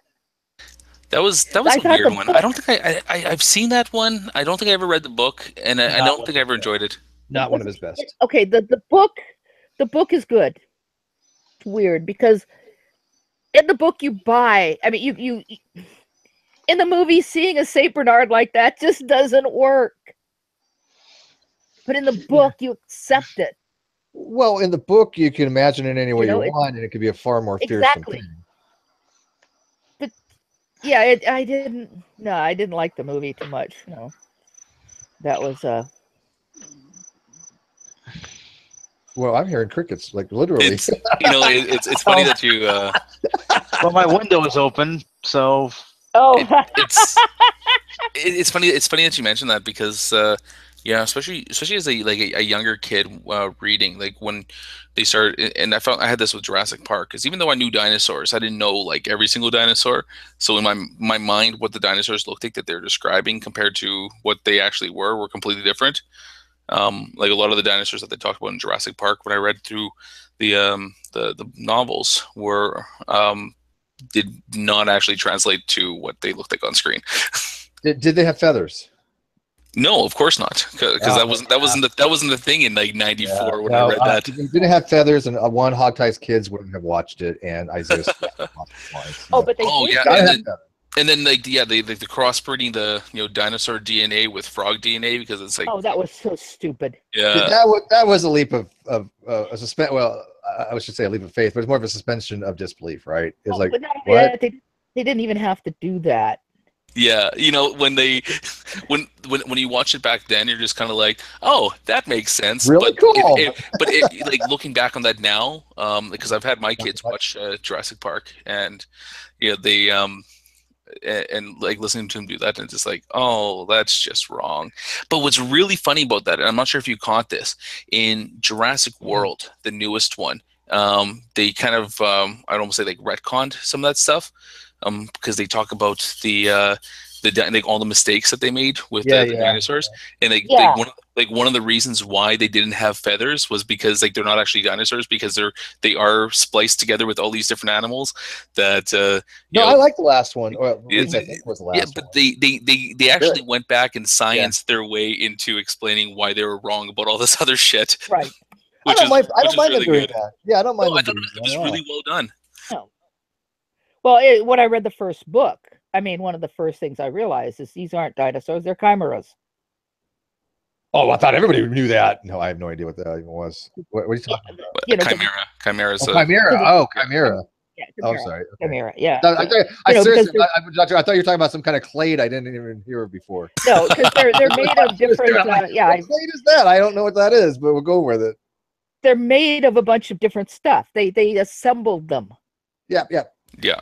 So they weren't real dinosaurs. They made them. I mean, I enjoyed it. I knew that in my background. They're chimeras, or chimeras, however you want to pronounce it. I think chimera is correct, and chimera is from my reading it as a kid and not knowing how to pronounce it. Because what their whole point was in the original Jurassic Park was to make them look the way we thought they looked. Yes. It wasn't so much to make a real Apatosaurus or a real Tyrannosaurus Rex or anything like that. And that's also why I could accept the fact that the Velociraptors were way too big, because they decided to make them way too big. And it makes sense from a movie point of view, doesn't it? Though I mean, one, it works for the audience watching the movie, and two, the story, they wanted to make realistic not realistic. They want to make dinosaurs appear to be what we thought would be realistic to the people going to the island. Right, because it's a park. It's like Disneyland, and they even kind of say that in the book. What's really cool with Jurassic World is there's this kind of meta narrative that kind of runs this parallel between the parks and the movies, where in sorry. No, sorry, I burped. I said excuse me. I didn't know if you heard me burp. No, we didn't. But everybody catch that? Jay just burped. Yeah, yeah. Timestamp. There's like this kind of neat meta narrative because they talk about how the park, it's not the same thing, you know. The technology's gotten so far that, you know, people to see dinosaurs or any type of animal that's kind of been resurrected from the past, it's not that big of a deal anymore. So they got to do new, bigger things. You know, this is why they have to make the Indominus Rex. They have to create, you know, a brand new dinosaur species. They have to, you know, go above and beyond just to even try to get people to come there anymore. And it runs like this really cool parallel to the movies themselves. Is that the first movie had such a huge draw because, you know, to see the dinosaurs on the screen, you know, done like this CG that was absolutely amazing at the time. And you know, it drew people to it, but now it doesn't. People don't go to see these movies anymore just to see, like, oh man, I can't believe that they put dinosaurs on the screen. Like now it'd be like, you know, that it doesn't cost a lot of money. It doesn't take a lot of man hours. That Jurassic Park could be remade today, you know, in some guy's basement. Yeah, and I had tears in my eyes when I first saw the dinosaurs. I was so happy just to see dinosaurs. But you know, you can even take that back into earlier films like Jason the Argonauts. I don't know if you've ever seen that. Oh yeah, I have. Sure. There's that great scene. That was of some of the original animation stuff. Yeah, that was that was all stop action. It was utterly brilliant. And you know, Ray Harryhausen did that. You know what I find absolutely amazing with the older movies is that you can never make movies like that again. Like you can never make a movie like Cleopatra or Ben-Hur ever again. You could try with Ben-Hur and fail miserably, but yeah, you can. But like, I mean, just on a cost wise, because when you take a look at like Ben-Hur, like the Colosseum scenes, you know, with the big chariot race there, there was no CG there. There was like every single person in the stands was an extra. They were racing through a Colosseum. All this stuff had to be built. You know, and now like the cost to get this stuff done would just be astronomical. You'd ruin the entire movie's budget, you know, just to try to build these sets for like that one scene. And but it was cheaper than and you could do it. They were good made movies, right? I mean, they were amazing. Ben-Hur was an amazing movie. Oh, Ben-Hur was good. I loved Ben-Hur. But I hate to say it, I really love the Ten Commandments too. I was just going to go there. You know, it's not a religious thing, right? It's just it was a damn good movie. I saw it in the theater. I saw it in the theater, and it was stunning. It was, for the time, it was beyond anything that had been done before. I'm just saying, if you're going to pick anybody to play a like a Palestinian area, you know, Jewish person, Charlton Heston would be my first pick for an accurate historical piece. The only downside of that movie, because I remember it, it was so long. I mean, it could have been like two or three parts. It was so long, like 4 hours long movie. What movie is this? Which one? The Ten Commandments. It was like the Ten Commandments. Like one of the longest movies I've ever seen. It never freaking ended. I don't know. I didn't like. I didn't like the Ten Commandments. I sat there glued to the screen, and see, for the time period, you know, the parting of the Red Sea, that was just astonishing. I mean, you look at it today, and it's kind of okay. Well, it might be campy by today's standards, sure, but but for back then, it was just stunning. Yeah, no, I mean, and it was talked about. Overacted, campy things by today's thing, but that's what I'm saying is like Ben-Hur isn't campy. I don't think that other than the fact that it's completely whitewashed. I don't think that it's campy at all. Like I said, you go back to the like the Colosseum scenes in that movie, and they're amazingly well done. Like the set design, everything in that movie is just absolutely beautiful to watch because they didn't have to rely on. I mean, like the Ten Commandments, the special effects, are pretty hokey nowadays. Ben-Hur, you watch that, I don't think you're going to get the same thing. You're going to say this is a really well made movie that has definitely stood the test of time. Well, they didn't really rely on special effects on Ben-Hur. They didn't, and I mean, but then again, this is also made in the era of movies where I'm pretty sure they probably killed quite a few horses while making it. Just saying. Yeah, they didn't have the standard there for the. I think they did. I think it's. You can look online and find that. Yeah, that some, horses died during that. Yeah, I thought so too. But the other thing I just wanted to go back to the Ten Commandments for a minute. Is that the score by Elmer Bernstein helped make the movie, really. That's a brilliant score. I do like movie scores. I'm not a total fanatic about them, but I like the work of Elmer Bernstein, and that score and his Man with the Golden Arm are two of my favorites. Man with the Golden Arm, incredible score. It's jazz and it's just brilliant. I love that score. But Elmer Bernstein did some research and put in some unusual instruments there and some older instruments. And it helped make the atmosphere, especially when you were in the theater. Pretty sure that was one of the old CinemaScope ones, one of the big ones, with the big screen. But it was just to sit in the theater and to watch that at a time when that was the state of the art for special effects. That was incredible. And I felt the same way about Jason and the Argonauts. When those skeletons get up, whoa! I remember that scene very clearly. Oh man, that is so cool. Skeleton Army. That always reminds me of sitting around watching Army of Darkness with a couple of buddies of mine back in high school. Oh God! And the scene with the skeletons like marching on the castle there. It's so awesome. And I remember I'm sitting there with my buddy Kurt, and the skeletons are marching along, and they got a bunch of skeletons there playing like the drums, like but they're playing skulls as drums. Yes. And he says like, "Skull wouldn't make that noise." And I kind of turned to him and I was like, "Fuck, Kurt, seriously, man." Like this Army, this store clerk has traveled back through time, right, to fight demons in medieval England. And the thing that's getting you about how this movie is not realistic is the fact that skull's not making the appropriate sound.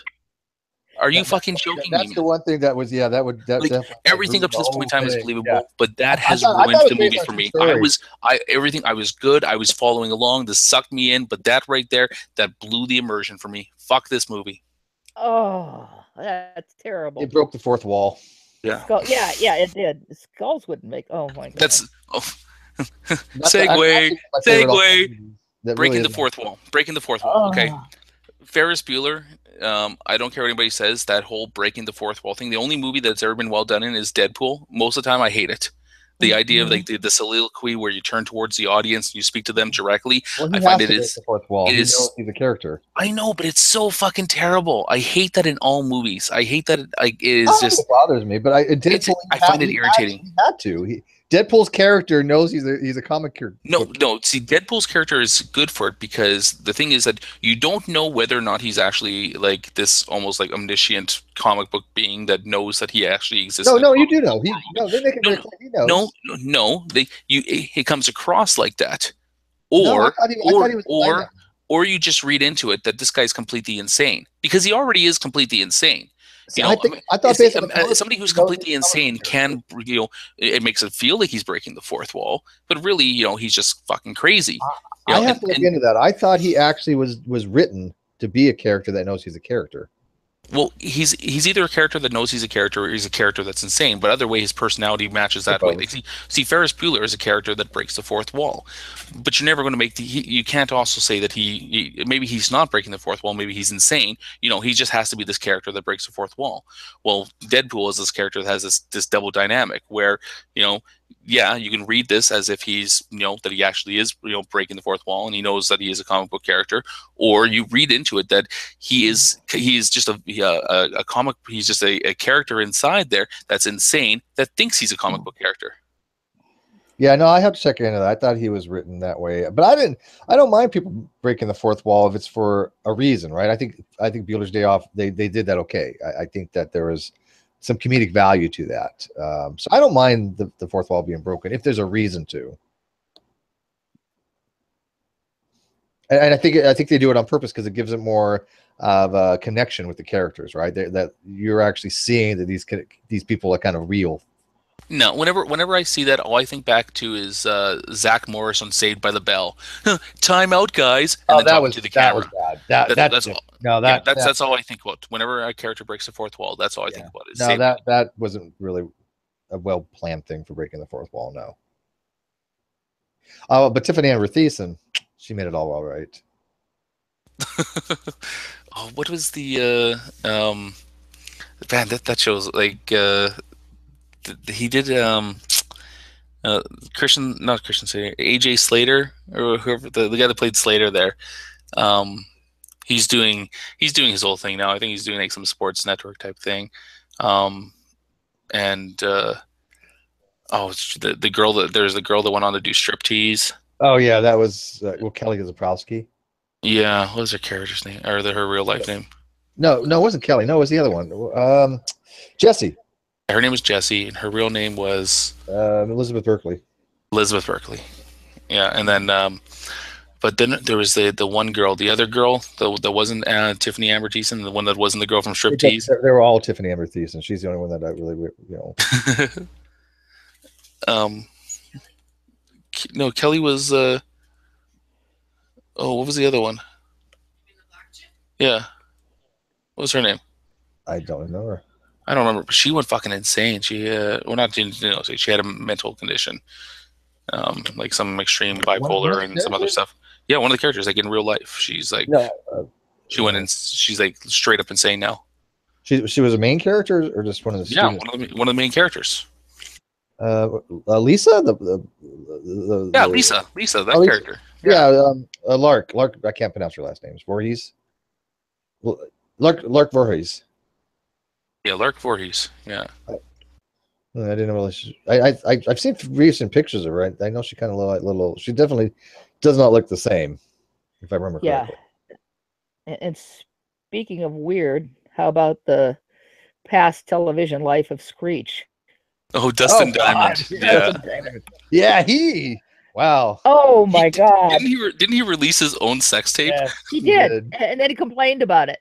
Yeah. He did it deliberately. Yeah, he released a sex tape and said, "Oh my God, somebody's released a sex tape," and then later admitted he did it himself. Who wants to see a sex tape of Screech? Let's be honest here. I know. I'm glad that's one thing I've never cast my eyes upon. I haven't seen that myself. I have no interest in seeing it. And he later said he was really proud of it, and he described why he was proud of it. I did read that, and I was like, yeah. Yeah, no. Do you believe a Dirty Sanchez was involved? No. Dude, okay, look, of all the characters that could have done one, he would not have been he would not be in the one I picked. I assure you of that. Yeah, I would have watched Slater's or Zach Morris's. I straight up would have. Not even Zach would have been better. Hell, even Mr. Belding would have been better. Yeah, no. I don't want to see Screech do that. I'm sorry. Oh, but he had, he did they didn't have GoFundMe back then, but he did something like that. He was trying to raise money because he couldn't pay for his house, or he was going to lose his house or something like that. What he should have done was pay me so I won't release this tape. Oh, there you go. But he just, I don't know what's happened to him recently, but he just went weird. Creepy.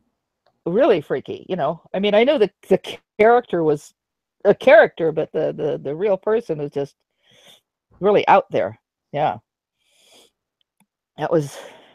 So what's some of your other recommendations? I'm probably going to take off soon, so I kind of, Yeah, I'm getting kind of tired. I think it's getting time to. Stranger Things, definitely. On my bucket list. Yeah, you have to do that one. Yeah. I'm trying to think like what else I've watched right now. You know what? I've been kind of my wife's got me sucked into it because she binge watches tons of shows on Netflix. But I've been watching Bones recently. If you want to go through all 12 seasons, I actually enjoy that series. It was an okay series. I started watching that and also watched up to like the 12th season or whatever of the one from Serenity. What's his name? Nathan Fillion, Castle. Nathan Fillion. Yeah. That's. I like that. That was last season, and I couldn't watch it any longer. It just got weird. Well, there's a time.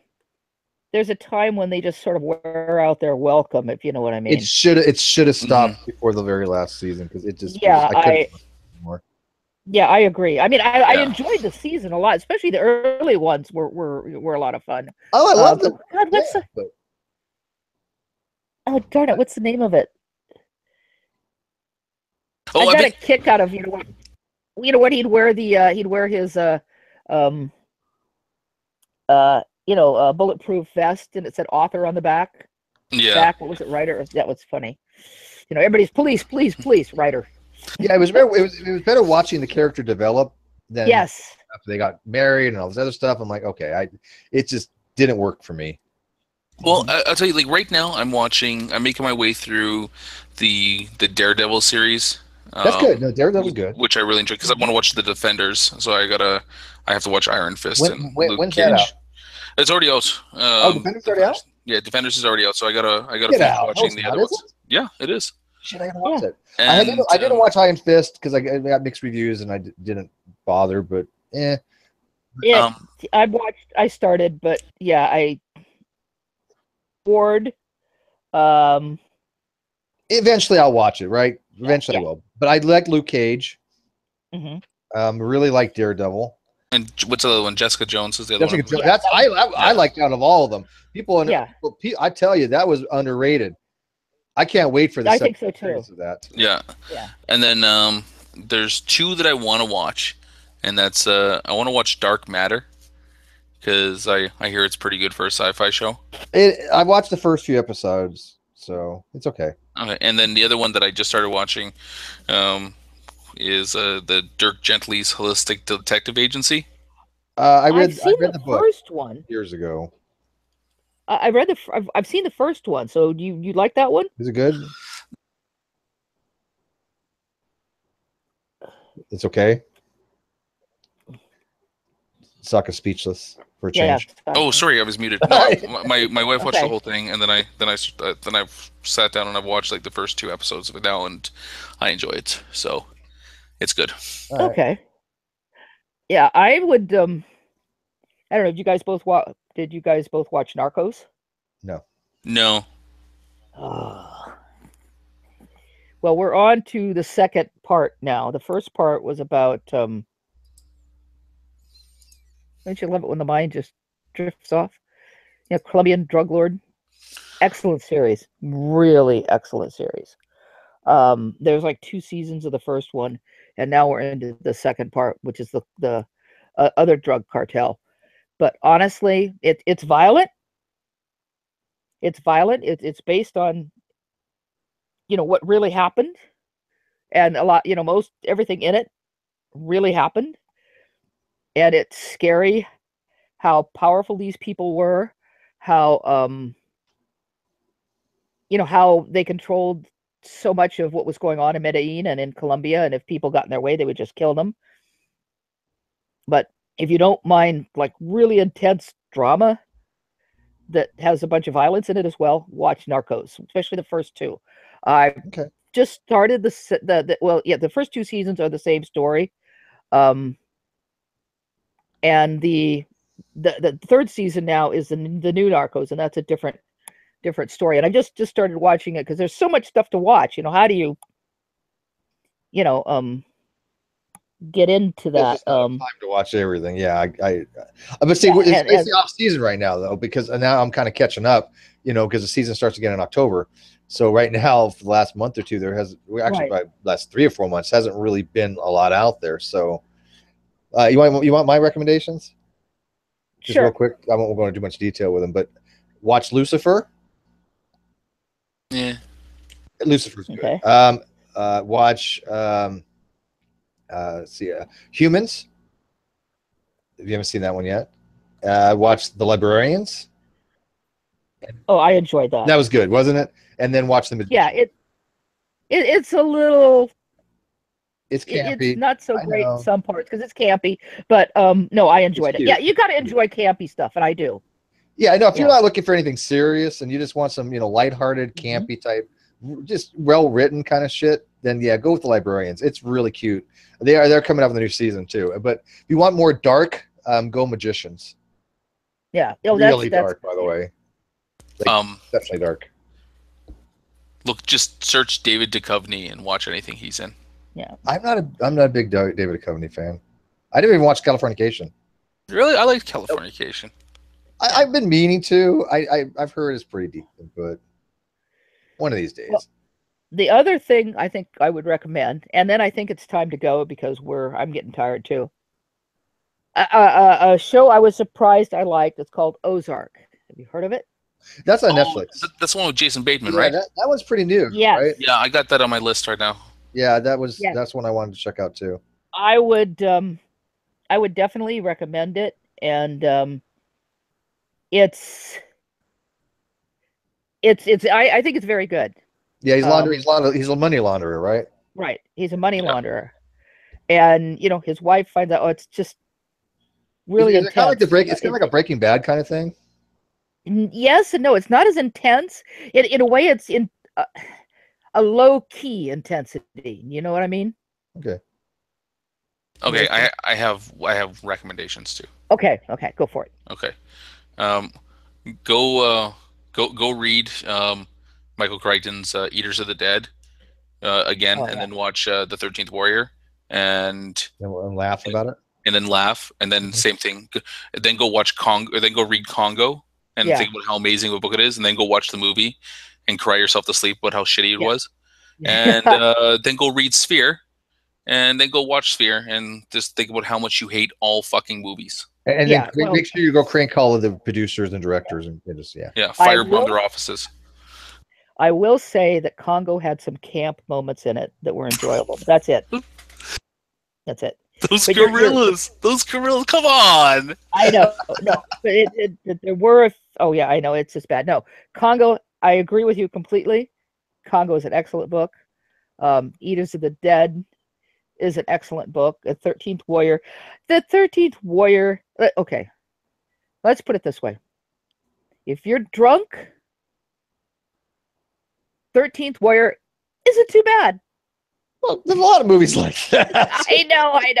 No, there's some action. There's some interesting action and stuff, but no, I read the book and you sit there and you watch the movie and you're like, oh, fuck. And I kind of feel personally, I feel this. I know everybody doesn't. I feel the same way about the Andromeda Strain. Well, yeah. Actually, true story. My next door neighbor was the colonel in the original Andromeda Strain. I really learned to swim in his pool. His name was Raymond Birai. He played the colonel in the original Andromeda Strain, and also he was in like Knight Rider. His wife was in Star Trek. So yeah, I actually knew that movie because my neighbor was in it. I grew up there for like several years. He passed away, Raymond Birai, but he was a very popular character actor back in the the 70s and 80s, and he was in Room 222, if you remember that. Yeah, I remember that. Yeah. So it was 222, I think it was a room. So you'd recognize his picture if you ever look up Raymond Birai from the Andromeda Strain, so I mean I definitely like that movie because but the book far exceeds the movie. I was really disappointed in the movie. Now maybe I don't remember why, to tell you the truth. It's been a long time since I've seen the movie. Had I been older, I could have gotten into acting because there you go. At the time. But the book was far more complex and explained, what was going on and everything. And in the movie, it was played more for. It played more like a disaster movie kind of thing. That was my opinion at the time. It's been a long time since I've seen the Andromeda Strain. I haven't really been interested in seeing it again. I had to watch it a few times because my mom and dad really, that's Raymond in that movie. So I had to. But I have to admit that I do have a soft spot for some of the original disaster movies like Airport, The Towering Inferno, and things like that. I've seen both those, but Airport was better. Airport was good. I liked Airport. Yeah, Airport was good, especially the first one. And of course, Airplane was wonderful. Best comedy. Well, one of the best comedies. That was just surely you can't be serious. Don't call me Shirley. Sure, yes, I am, and don't call me Shirley. Shirley, yeah, really. You still watch that movie over again and find something you didn't. Oh, it's so and you just sit there. I speak jive. Yeah. Oh God. And Lloyd Bridges. I've always loved. When I was a kid, one of my favorite television shows starred Lloyd Bridges, and he was a diver, and I can't remember the name of it in this show because he was, it was he solved mysteries and stuff, but he was a diver, so he would always, underwater, and I was totally fascinated by that. And watching him because he was always a straight actor, and watching him in Airplane being so hysterical, I picked a bad time to give up whatever. Yeah, I picked a bad time to quit smoking. I picked a bad time to give up crack or whatever the hell. I know, it's just like, oh, and the Hare Krishnas. I mean, when I watched that movie with friends of mine, we were like, yes, that's what we've always wanted to do. See, I think the funniest scene, and I know we got to end this soon. The funniest when she's on that drip and she's playing the guitar and she knocks the drip out. I was rolling. Like, that had to be one of the funniest things I've ever seen. That was funny. She was a takeoff of the play of the singing nun who was popular at the time. Yeah, Sally Fields, right? Just, yeah. Well, actually, there was an actual real singing nun. Yeah, but that was absolutely hysterical. I was, and everybody's paying attention to her, and the guy's like, you know. Well, we gotta do. I got to vacuum some in the background. Yeah, so I've got to go too. So we got to do this again. This is fun. Well, so I was kind of thinking of maybe doing it every couple weeks or so, or every, I don't necessarily. I think maybe every week would be too much, but every couple of weeks, and just talk about like what we're doing today. We're going from. Let me take a little while to get going, but of course I haven't done. But we talk about what we're doing today: movies, television, books, wander around different subjects, actors, and this was fun. I had a great deal of fun. My friend Diana, I was talking to her on Facebook during this. She and her daughter were watching this and just laughing. They're having a ball listening to this. Apparently, the parrot was also laughing. So I'm glad we entertained their parrot. And she said she wants to, know if we ever do this again because this was fun. And of course, she'll be able to join in more. And Katie, her daughter. When they get some decent headphones, and I'm going to send her some headphones so that, so they can do that. I'm going to send them a couple pair with one of those little splitter things so they can listen at the same time, and we don't have to worry about, the interference like that. But so anyway, so we're gonna close now, unless does anybody here have one last minute recommendation that they have to get in there or whatever?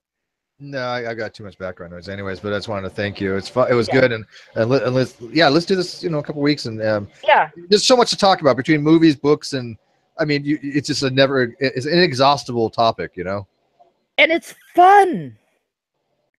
It's just fun to relax and talk about stuff like this, and no drama, just have a good time. So I think so. Those of you who are listening or might be listening in the future, those of you who are here, and maybe I'll put a post on my G+ and say, let's do this again in a couple of weeks. And we can even change the time sometimes, because I realized that I started at this time tonight because I knew the Holy Spackle was getting off at 7. So that's when we started. We can start it earlier some other time for the people on the East Coast. But let's kind of plan to get together in a couple of weeks, and because there's lots of other stuff to talk about. I mean, I'd love to get into Ray Bradbury. Oh, I'm a huge fan. And Isaac Asimov, and and Isaac Asimov, and as a matter of fact, I am rereading. I just got it in a paperback because I have no idea where my other one is. I'm currently rereading Something Wicked This Way Comes. Oh, I read that too. I would gladly argue that R.A. Salvatore has developed enough as an author that I put him in the same level of enjoyability as Tolkien.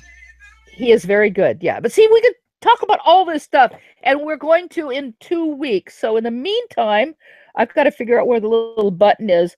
In the meantime, good night, everyone.